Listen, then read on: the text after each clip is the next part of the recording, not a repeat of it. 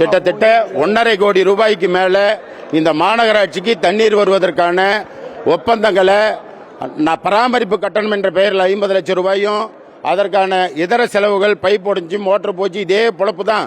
1.5 கோடி ரூபாய் பணம் இன்னைக்கு செலவு பண்ணியும் மாநகர மக்களுக்கு 10 நாளைக்கு 15 நாளைக்கு ஒரு முறை குடிநீர் கொடுக்கின்ற இந்த ஆவல அரசாக இந்த மாநகராட்சியுடைய மேயர் திகழ்ந்து கொண்டிருக்கிறார். அவரை எல்லாம் கண்டிக்கின்ற வகையிலே தான் இன்றைக்கு இந்த கூட்டத்திலிருந்து நாங்கள் உள்ளிருப்பு போராட்டத்தை அறிவிச்சிருக்கிறோம். இன்னைக்கு நக்கீரன் இதழில் ஒரு சப்ஜெக்ட் கொடுத்திருந்தாங்க, நீங்க பார்த்திருக்கலாம் எல்லாருமே.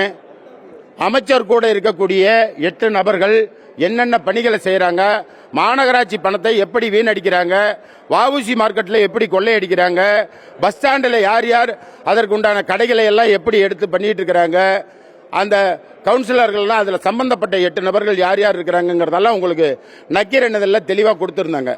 அதே போல இன்னைக்கு தினக காலை கதிர் இதழில் தெளிவாக கொடுத்திருந்தான். நகராத ஒரு படிக்கட்டை 2.5 கோடி ரூபாயில படிக்கட்டு நகரும் படிக்கட்டு கட்டி அந்த படிக்கட்டு நகராம இருக்கிறது. 2.5 கோடி ரூபாய் மாநகராட்சி பணம் வீணடிக்கப்பட்டிருக்கிறது. இதை நான் ஏற்கனவே குற்றச்சாட்டில் சொல்லியிருந்தேன். அதை மீறியும் தகுதி இல்லாதவருக்கு அந்த டெண்டரை கொடுத்து இன்னைக்கு 2.5 கோடி ரூபாய் திட்டங்கள் வீண். அதுக்காக 3.5 லட்சம் ரூபாய் சம்பளம் கொடுக்கறாங்களாம். நகராத படிக்கட்டுக்கு அதை பராமரிக்கிறதுக்கு கட்டணம் 3.5 லட்சம் ரூபாய். இவ்வாறான மோசடியான திட்டங்களை நிறைவேற்றுவதிலே இவங்க முழு முயற்சியோடு ஈடுபடுறாங்க. வஉசி மார்க்கெட்டு ஏற்கனவே டெண்டர் எடுத்தாரு, வேணான்னாரு, விட்டுட்டீங்க, மறுபடியும் கேன்சல் பண்ணீங்க, திருப்பி டெண்டர் வச்சீங்க, தனித்தனியாக கொடுக்குறீங்க. எத்தனையான பொய்யான தகவலை எல்லாம் பரப்புறீங்க. ஆனா ஒரு பிரயோஜனமாவது இருக்குது. அதுல இருந்து டெய்லி 75,000 ரூபாய் கலெக்ஷனு.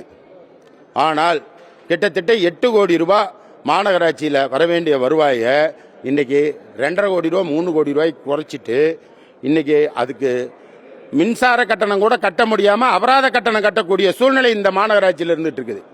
இது போன்ற மோசடியான நிலைமைகள் இருக்குது.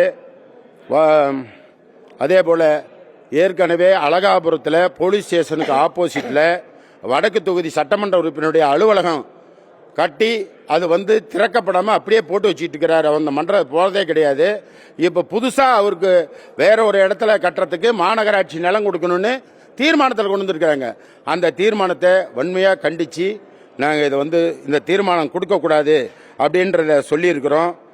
மேலும் இந்த குளோரின் வாங்குறது, சுண்ணாம்பு நீர்த்த சுண்ணாம்பு தூள் வாங்குறது மாநகராட்சி மக்களுக்கு குடிநீர் வழங்கத்தான் கொடுக்கறீங்க.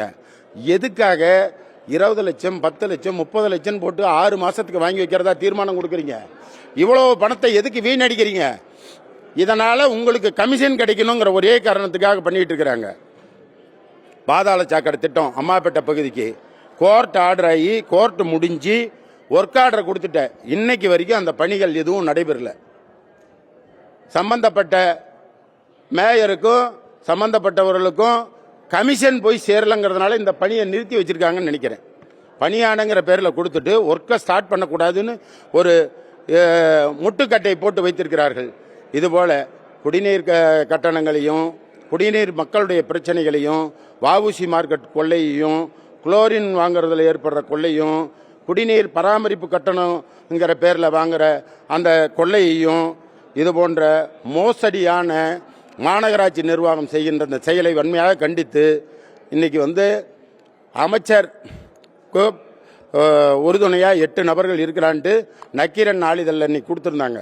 அந்த பேப்பரை எடுத்து காட்டும் போதே காட்டுத்தனமா திமுகவினர் அனைவரும் சூழ்ந்து கொண்டு அந்த பேப்பரை கையிலிருந்து பிடிச்சி கிழிச்சு அராஜகத்தில் ஈடுபடுறாங்கிறத வன்மையாக கண்டிச்சு 1000 கோடி ரூபாய் கொடுத்த எங்கள் அண்ணன் எடப்பாடியார் அந்த பணத்தில் இன்னைக்கு வரைக்கும் வேலை செஞ்சுக்கிட்டு திமுக அரசிலிருந்து இதுவரைக்கும் பணத்தை ஒதுக்காம இருக்கிற இந்த மாமன்றத்தை கண்டித்து வெளிநடப்பு செய்கிறோம். நன்றி, வணக்கம்.